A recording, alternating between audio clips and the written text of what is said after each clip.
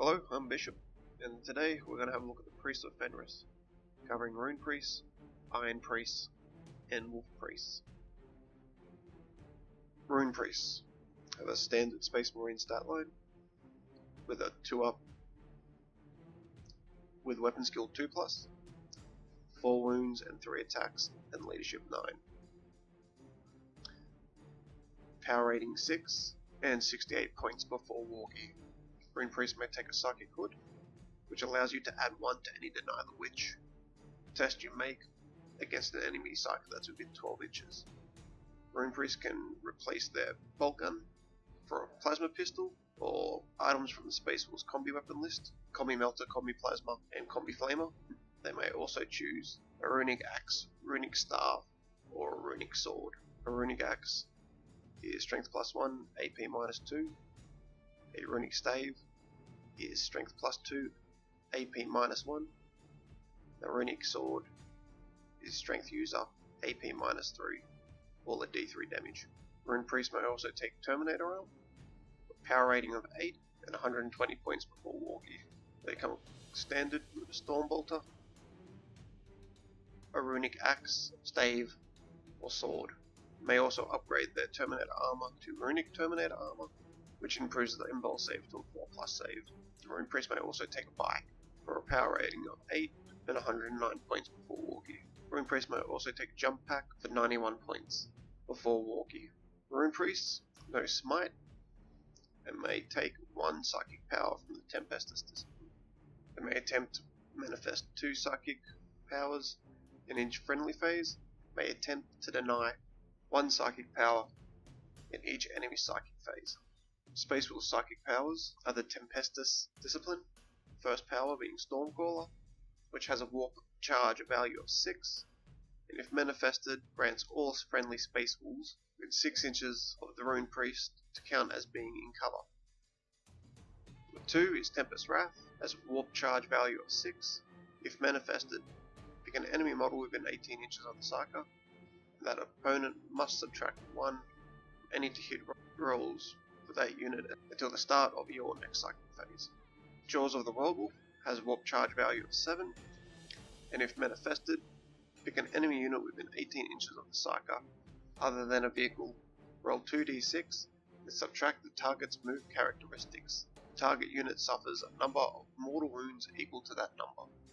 You can also choose from Najal the Stormcaller, with a power rating of 7 and 138 points including war gear. Or you can choose him in runic Terminator armor, for a power of 9 or 167 points including war gear. Both Najal in runic armor or runic Terminator armor comes equipped with bolt pistol, Nightwing, staff of the Stormcaller.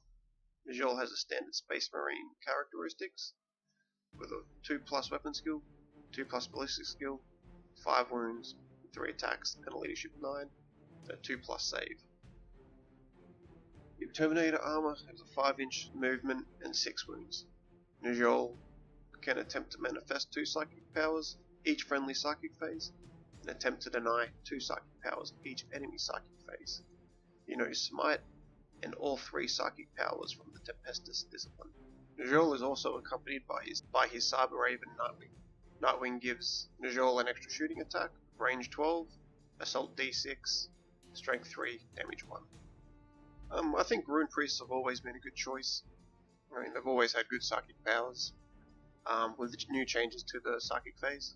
And the way it works, if you're facing an army that doesn't have any psykers, you're at a good advantage.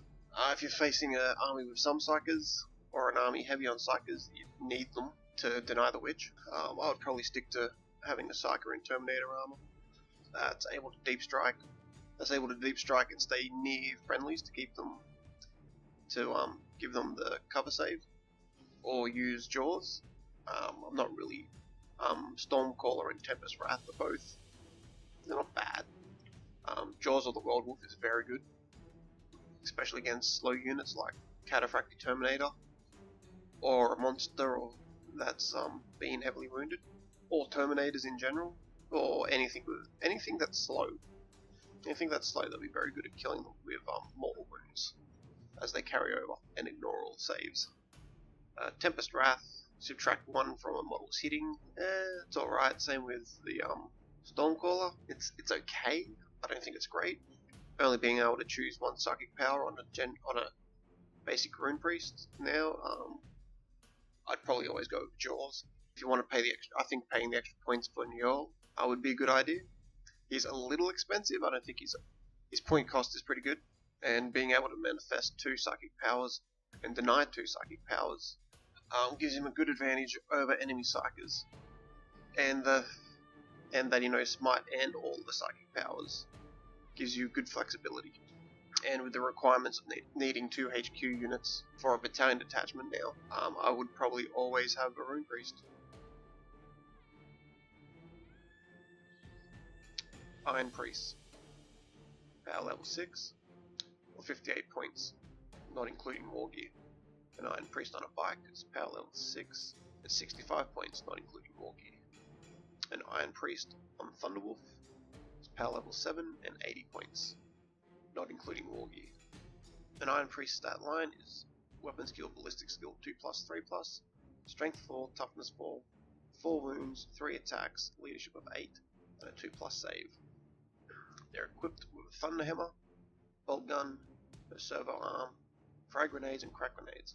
They can replace their thunder hammer with a Tempestus hammer, strength ×2, AP -3, damage 3.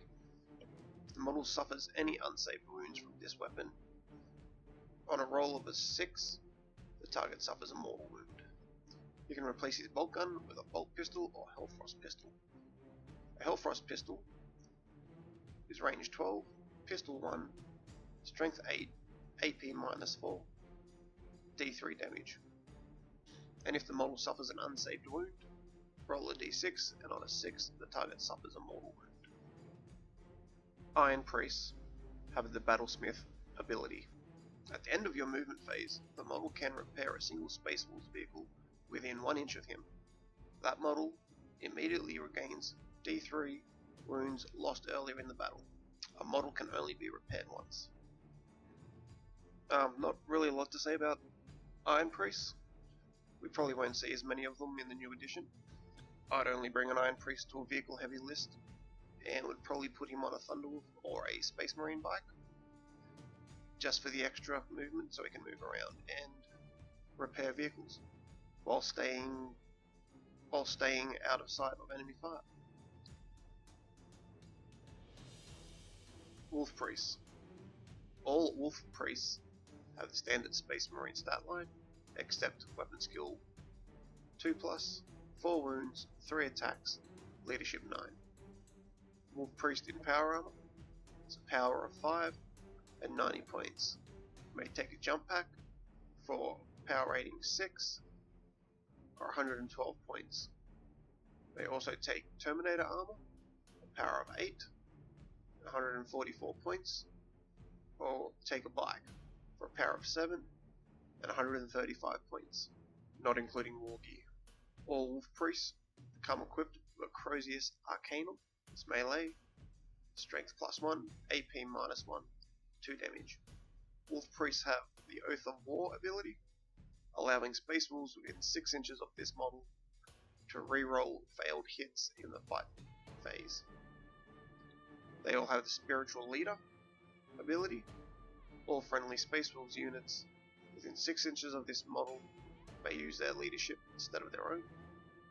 They all have a Wolf Amulet for a 4+ invulnerable save, and Healing Balms.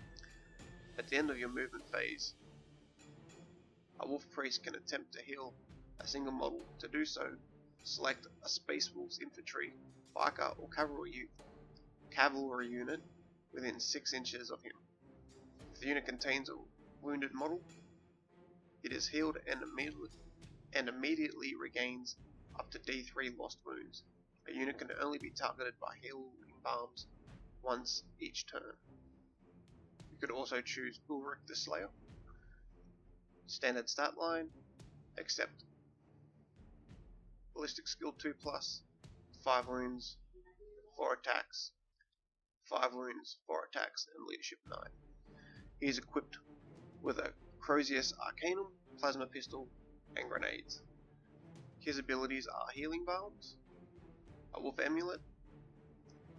He has the Slayer's Oath, which allows friendly Space Wolves within 6 inches of him to reroll failed hit rolls in the fight phase.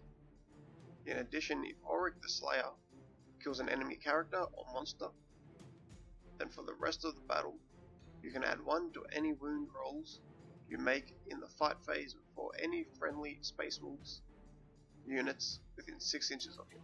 Auric the Slayer has a power level of 7 or 133 points, including war gear.